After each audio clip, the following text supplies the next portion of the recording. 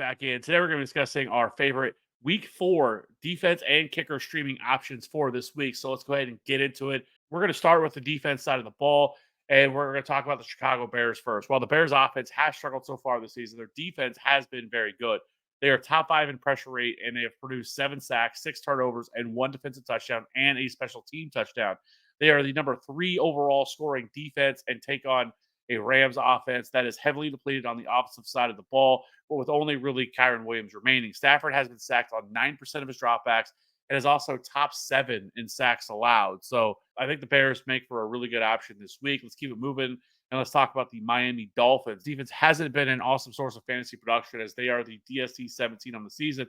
But I do think this should change over the next few weeks. They face the Titans and the Patriots before their week 6 bye. Will Levis leads the league in sacks, takes 16, and his 13% sack rate also leads the league.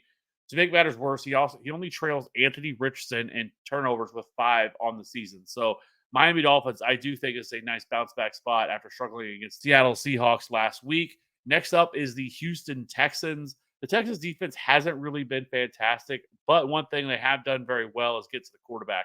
They have the 4th most sacks with 13 through 3 games and have the 14th highest pressure rate on the season. Conversely, the Jaguars' offensive line and Trevor Lawrence have been under fire all season as T. Law has the 4th highest sack rate in the league. And we just saw him get abused by the Buffalo Bills on Monday Night Football. So Houston Texans, I think, are definitely a defense, especially one that's probably been dropped here and there. And if they are back available, as they are only rostered in 42% of leagues, Houston Texans do make some sense. Lastly, we have the Saints rostered in 35% of leagues.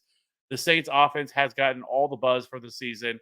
However, their defense has been really good too. Through 3 games, they have yet to allow a 20-point performance, and that is with games against Philadelphia and Dallas. They are also averaging 2.3 turnovers per game and 3.6 sacks per game. Meanwhile, they'll be taking on the Atlanta Falcons offense that has looked a lot better over the last 2 games, but they have allowed 3.6 sacks per game and just lost another offensive lineman and Drew Dalman to a high ankle sprain. So let's keep moving. Let's move over to the kickers. First things first, listen, if you haven't already, you can join our Discord. It's absolutely free. But the reason I'm bringing this up, because somebody in our Discord this week asked, what should they really be looking for when targeting kickers? We have talked about this before, but we're going to talk about it again really quickly. I think the 3 things that make the most sense is 1, third down conversion percentage, NFL implied team totals, and also passing yard leaders. Passing yards that we haven't really got that far into the season, I don't think that is a sticky, but I do think third down conversion rate is something we should be looking at.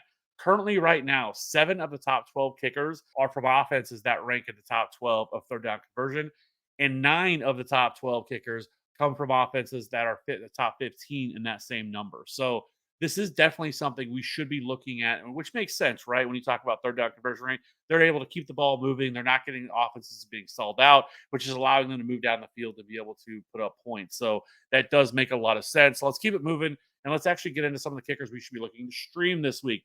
First up, that is Chris Boswell, rostered in 23% of leagues. Now, the Steelers' offense has been pretty ugly so far to start the season as their 90s style of football with their approach to offense in the year 2024. Their main philosophy is to run the ball and play elite defense. However, one thing that has helped Chris Boswell and the Steelers is they rank 6th in third down conversion rate, which has allowed him to be the number 2 overall kicker through 3 weeks. He has converted 10 of his 11 field goals, and 5 of them have been for 50-plus yards. This week, the Steelers will travel to Indy to take on a Colts in the Dome. Boswell is one of the easier streaming options this week.